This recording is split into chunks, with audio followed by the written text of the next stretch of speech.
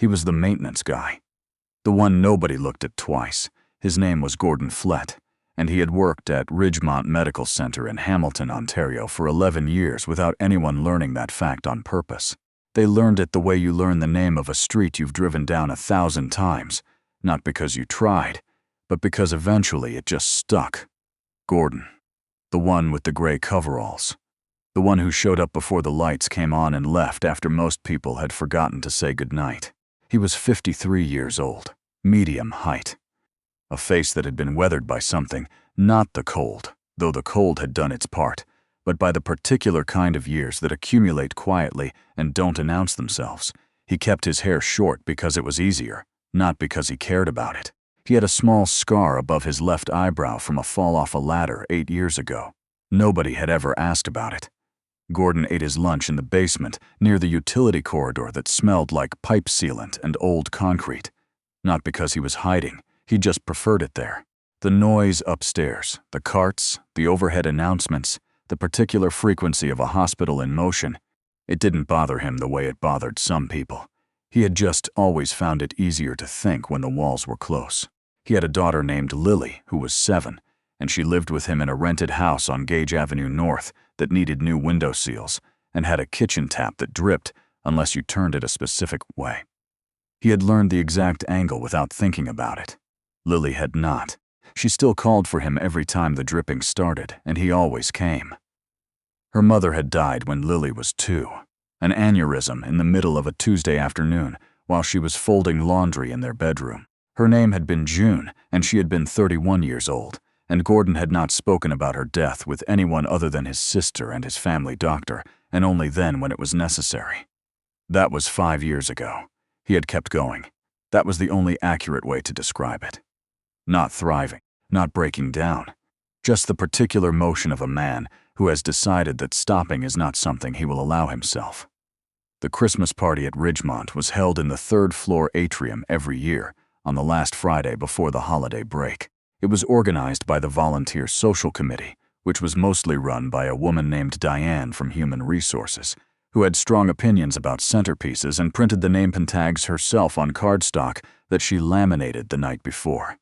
Gordon had not attended in 3 years. Not out of bitterness. He had simply never seen a reason to go. The parties were fine. They served food he didn't need and played music he didn't particularly want to stand near. The last time he'd gone, in his 2nd year at Ridgemont, he had stood near the window for 45 minutes, eaten 2 spring rolls, and left. This year, Lily was at her grandmother's for the weekend. His sister had offered to take her so Gordon could have 2 days without the particular weight of being someone's only parent. He had accepted because his sister didn't offer things she didn't mean.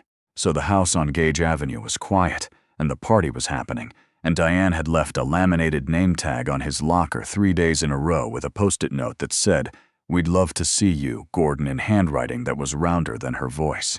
He went. He wore clean clothes. Dark trousers, a plaid shirt he'd pressed the night before, a jacket that had belonged to his father and still fit across the shoulders. He had combed his hair, not because he was trying to look like anything, just because Lily had once told him he looked tired when his hair was messed up, and that had stuck. The atrium had been strung with white lights. Someone had put up a tree in the corner, artificial, with silver ornaments that caught the overhead fluorescence. There were round tables with candles, and a long table against the wall with food on it, and near the windows, a small area that had been cleared for what Diane's printed sign called a little entertainment. The exclamation mark doing considerable heavy lifting. Gordon found a table near the edge, poured himself a ginger ale from the drink station, and sat down. He knew some people well enough to nod to. He nodded. They nodded back. Nobody came to sit with him, and he did not invite anyone, and this was fine. The entertainment began around 7:30. A nurse named Patricia who did community theater sang a Celine Dion song with remarkable confidence. A pair of lab technicians performed a comedy bit that got more laughs than it probably deserved. A young resident played guitar badly and took the applause with the grace of someone who knew he was playing badly and didn't care, which was actually the right attitude. Then there was a gap in the proceedings, and Diane stepped up to the microphone and said they had a few more minutes and asked if anyone else wanted to share a talent. The room did what rooms do.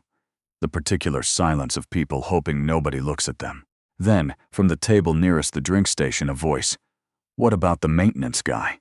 Gordon did not recognize the voice. He looked up. He saw a man, late 30s, one of the cardiologists from the 3rd floor, whose name Gordon knew was Dr. Kevin Bassett, looking at him with the particular expression of someone who has just said something at a social gathering and wants to see what happens.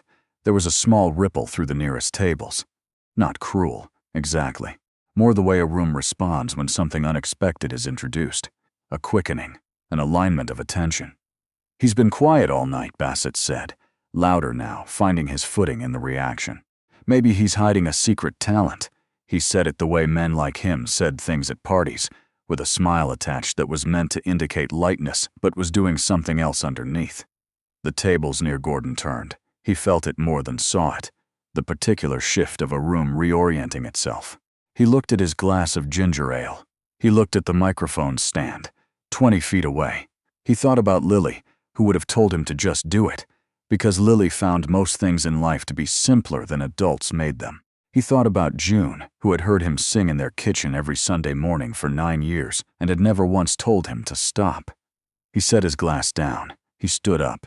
He heard the shift in the room as he stood, a brief compression of murmuring that thickened slightly, the way sound does when people are uncertain what they're witnessing. Bassett's smile widened. Someone at the table beside him said something quietly, and there was a small laugh. Gordon walked to the microphone stand. He did not hurry. He did not look around to gauge the room's temperature. He picked up the microphone, held it the way he had held microphones before, and looked at the man running the sound equipment, a young volunteer named Sasha, who had been playing backing tracks all evening from a laptop. "Do you have a backing track for Leonard Cohen?" Gordon asked. Sasha blinked, looked down at the laptop. Typed something, looked up. Yeah, I've got it. Key of G? Whatever's there is fine." Sasha nodded and pulled up the track. The room had not quieted down yet. There was still the particular low-grade noise of a social gathering that has been interrupted, the half-conversations, the chink of glasses, the people near the back who hadn't registered what was happening. Gordon did not wait for silence. He did not ask for it. When Sasha gave him the nod, he simply began. The first note stopped the room. Not because it was polished. Not because it was practiced in the way of a trained performer who has drilled technique into muscle. It stopped the room because it was real. Because it came from somewhere behind the sternum. From that specific place where a voice lives when it has been kept quiet for a long time. And when it finally emerges, it has the sound of something true. Gordon Flett had the kind of voice that belonged to a man who had been singing in churches and kitchen chairs his whole life without anyone knowing. A baritone that was warm and unforced, with a grain in it that came from age and loss, and the particular texture of a life that hadn't been easy. He didn't oversing. He didn't perform. He just stood at the microphone in his father's jacket and sang Leonard Cohen's most difficult song, as though he had sung it 100 times, which he had, alone, in the car on the way to his sister's, in the shower when Lily was asleep, in the garage on the nights when the quiet in the house became the wrong kind of quiet. The room was completely still by the second line. Diane, standing near the food table, had stopped midway through lifting a napkin. She set it back down without looking at it. Patricia, who had sung Celine Dion with professional confidence 20 minutes ago, was looking at Gordon with an expression she couldn't quite organize. The young resident with the guitar had leaned forward in his chair. Bassett, at his table by the drink station, was no longer smiling the way he had been smiling before. He was listening. He was doing it against his will, the way you listen when something is not what you expected it to be, and you don't yet know what to do with that information. Gordon sang all 4 verses. He didn't rush the ending. When the last note came down, he held it for just the right amount of time, and then he brought it to a close. For a second after the track ended, the room was still silent. Then someone began to clap. Patricia in the second row, both hands, and the room followed.